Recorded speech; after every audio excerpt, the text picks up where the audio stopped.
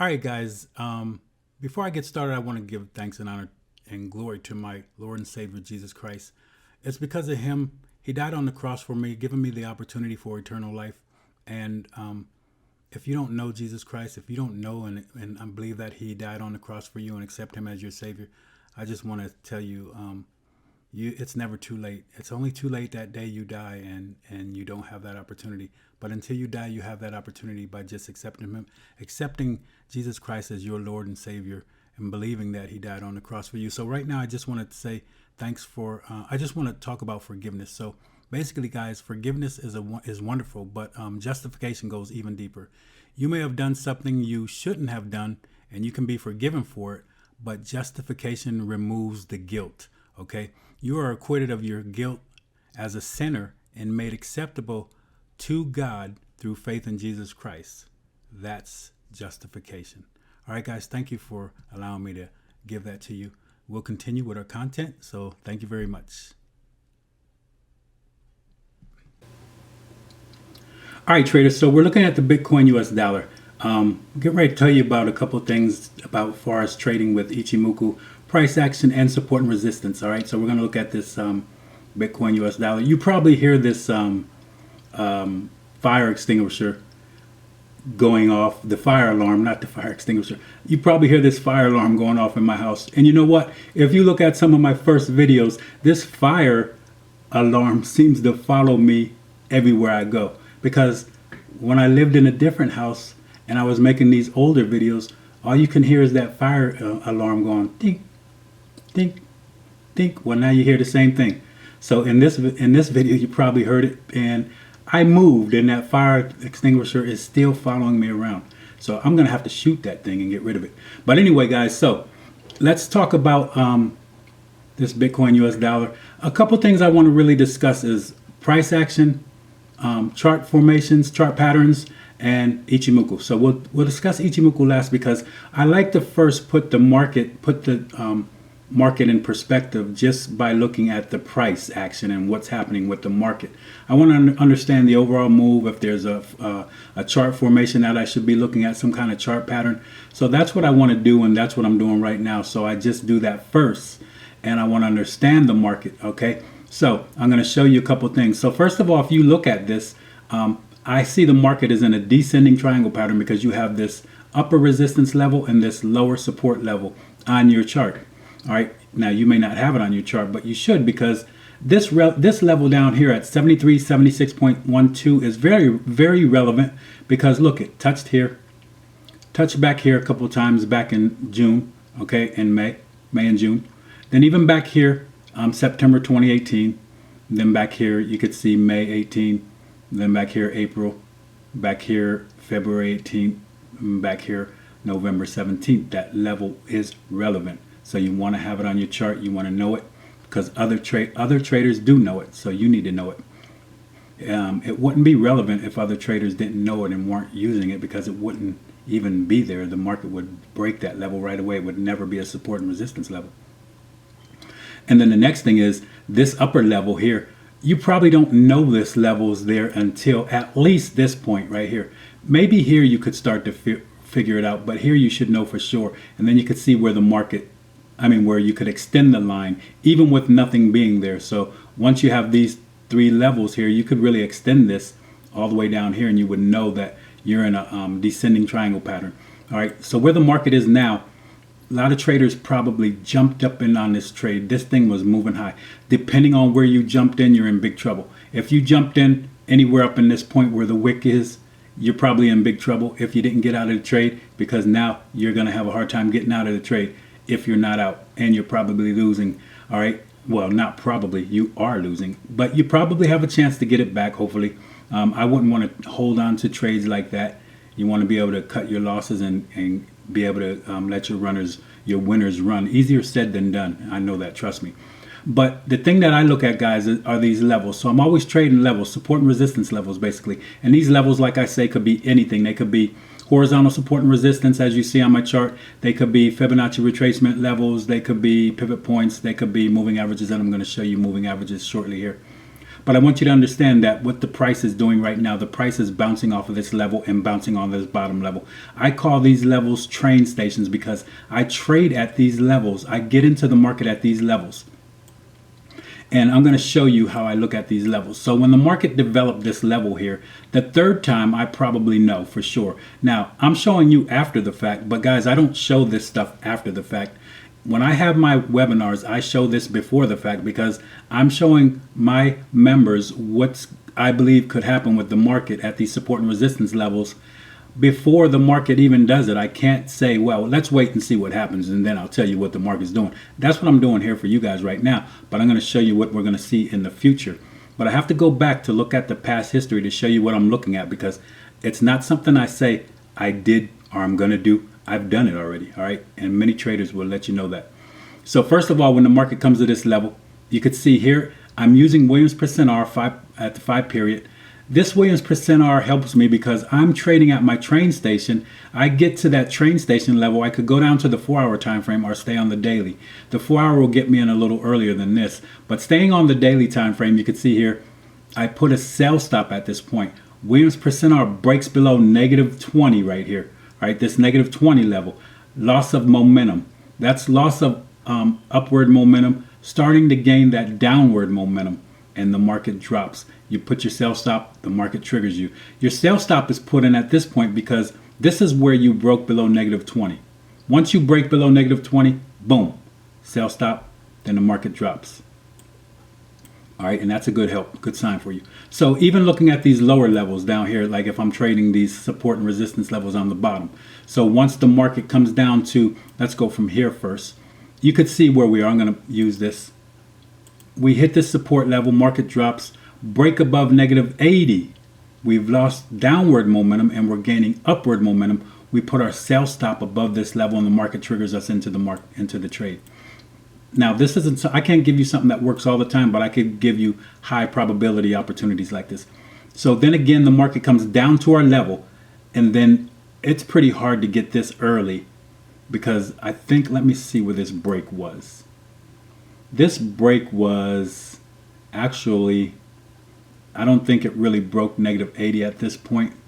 It broke -80 at this point, and you would probably think to get into the trade. More than likely, I don't get into the trade myself because, like I said, these train stations, I want to trade as close to the train station as possible. Let me tell you why. Right here, I pay less for the ticket to get on this train. All right, so if this doesn't work, I didn't pay that much for this ticket. But if I get up here and this doesn't work, I paid a lot for that ticket. And if that doesn't work, I'm losing a lot of profit, a lot of capital. Okay, so I want to trade as close to the train stations as possible, these support and resistance levels. All right, so another thing that also helps me, a lot of traders get caught in this move here. This is a bull trap. You're getting caught in this big rejection to the downside. I trade levels, guys, and I trade some levels that you probably don't even know or see on your chart, but they happen continuously, and I'm going to show it to you. All right, so when I look at these levels here, the market came right to my level, bounced on that level. How do I know where this level is? Very easy, guys. I want to be able to show you how to trade these levels and not get caught in this bull trap. I never would have taken this trade. A lot of reasons why. Basically, I would have saw this level first of all, but if I didn't see that level, I definitely see this zone right here, and I never would have traded into that zone. Now, I would have definitely traded short here. I would have shorted this zone because that's coming off of my level, and that's where I would have shorted this. Now, how could you learn to trade these levels? How could you learn these zones? Well, guys, I have if you come to my site, www.fxat1glance, I have a course so you can become a member for 1 year. I'm also offering a monthly membership now where you could become a member for 1 month, and it costs $100 to become a member for one month, and you could learn these zones, learn how to trade these zones for $100 plus the webinars each Sunday and Monday that you will get. So we have our crypto webinar on Monday. We have our Forex webinars on Sunday. So you will be able to attend all those, 4 of those in the month. And you'll learn these zones, and we'll discuss these zones, and we'll look at trades coming off of these zones for all the pairs that we look at. But anyway, I never would have got caught in this. And most traders that trade with me wouldn't have got caught in this because we would have saw this zone and we would have never traded. We would have been looking for this move because we know that the market is in a downtrend. Basically, we're not going to get caught in this bull trap because we're going to trade our zone and trade the zone to the downside. All right. So that's looking at price action. All right. That's one thing that you could look at. Basically, the price action, these zones, support and resistance levels. These are all good things for you to be trading. All right. So now I want to show you another thing. Something I also do. I'm going to show you real quickly so we could get to Ichimoku because I know you want to see that. But also, if you look at the market, guys, if I put these moving averages on my chart, these are both 100 period moving average. One's the EMA and one's the SMA. I use these just like the cloud. This is my zone. And when the market is above that level, if it comes back to that level, I'm trading that level. Like here, you can see we're inside the zone. We either break out to the upside or downside. And then when you look at the market bouncing on this level, bounce, bounce, bounce, and you trade those levels, right? You can see where we get into these trades from bouncing off of this zone. And you're inside these zones. You could get these bounces off of the 100 period moving average zones. You could see that. So you got opportunities there. And this works on all time frames. Now, I'm not going to get deep into how to trade this. I'll show this on another video. I'll get deeper in how to trade this exactly and extensively. But also, this helps you with Kumo breakouts too. And we're about to discuss one. I believe I was going to discuss one with the Euro USD. And I did make the video, but I didn't put it out. And would have been able to help some people. But you can see we were inside that 100 period moving average zone. All right, so if I take everything off the chart, you'll see that you're inside that zone. You wouldn't have wanted to take this long trade right here. You wouldn't have wanted to get caught in that trap. Now, if you got into the trade and then got out with a little bit of profit and then the market dropped, you're good. All right, but you would have been really waiting to take the short side of this trade based off of the moving averages, okay? You're going to use those for support and resistance. Remember I talk about the train station. Well, this is the moving average train station. This is my zone trading station. This is my resistance train station. And this is my support train station. And I trade at those train stations. All right. Some traders trade anywhere. But let's not get too deep into the EMAs. We're going to, into the moving averages. We're going to get a little bit deeper in Ichimoku. And I'm going to leave the moving averages on there for a minute. Actually, I only need the one on there. I'm going to show you something. How not to get caught up in these breakouts here. But anyway, now, okay, I don't think you could really see the price here. So let's take some stuff off the chart. Let's see this price right now. We're going to use Ichimoku. So if you're using Ichimoku, one thing you want to always be aware of. When the market is trending to the upside or downside, either way, and it's not showing many here because it didn't happen many times. But a lot of times I use this moving average to keep me from getting caught in bad breakouts. All right. So it helps me to not get caught in bad Kumo breakouts. But then the next thing here, when we're looking at this price right now, there's possibility for a Kumo breakout. But then also you could see, guys, we just had a bearish TK crossover. So that's bearish. Your future just turned bearish, but the cloud is flat. So pretty much a flat market, trending market, ranging market, sorry. But everything is starting to become bearish. Okay, Chiku span is breaking. Let me see. I don't know exactly where it is. I got to measure it now because this one looks a little different. So, whoops, wrong one. So it's right here, right about here. This level right here. So it's slightly above the previous candle 26 periods ago, which means we trended for a little while, but it looks like we're getting flat. So with Ichimoku, you got a TK crossover that's bearish. Your future is bearish.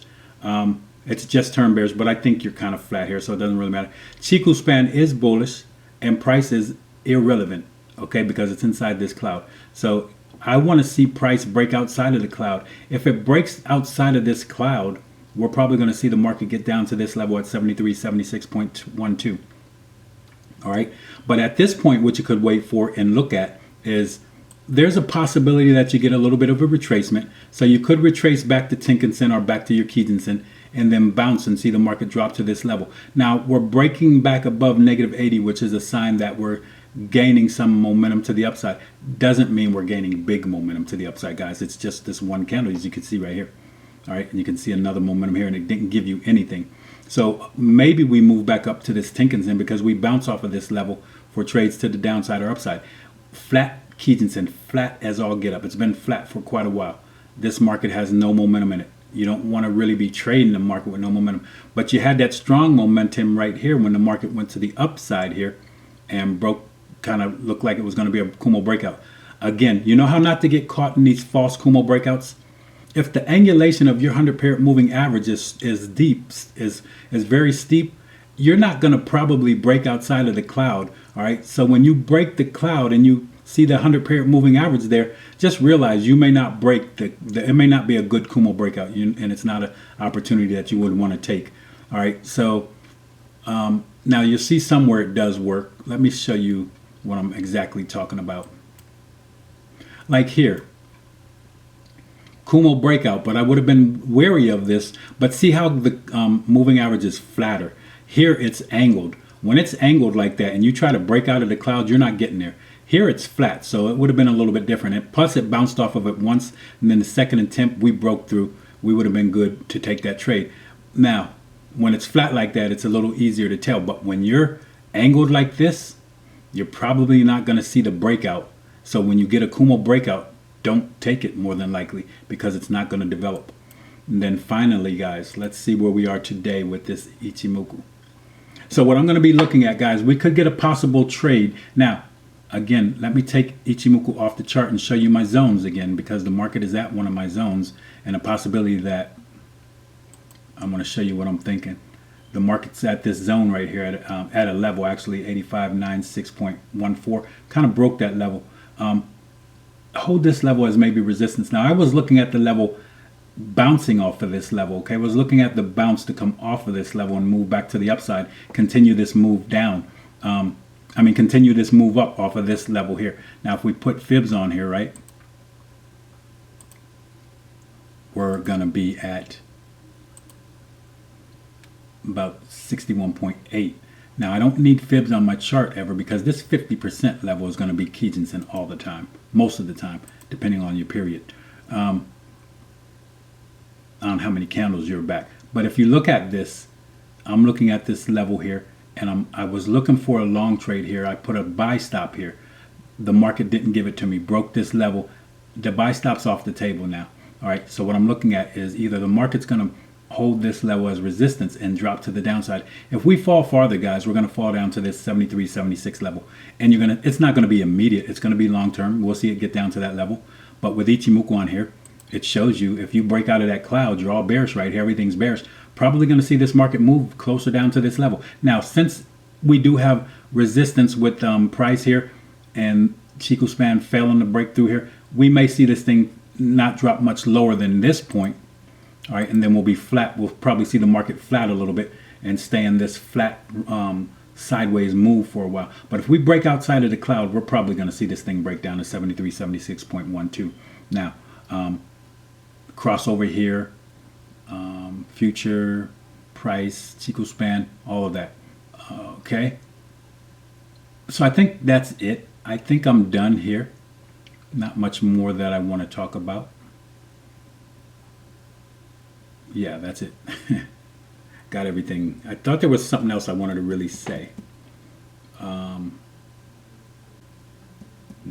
I think I got everything. Yes. All right, guys, so that's it. Hopefully this helps you out. Hopefully it keeps you from getting in some bad trades. And hopefully you understand where the market is going, where it could go, and where you should be trading. All right, so don't get caught up in these traps like this. Always understand you want to have something behind you when you trade. Behind you is your train station. So trade at the train station. Don't trade in the middle. Trying to jump on the train between stations. You fall off. You might get your leg cut off from that railroad track. Boom. And you won't be trading no more. All right. But no, yeah, for real. That's what I like to see is be at these levels to trade.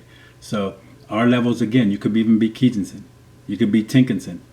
A lot of things. And remember, what I wanted to show you, yes, I'm going to show you this real quick. I always talk about fib levels and why I don't use them.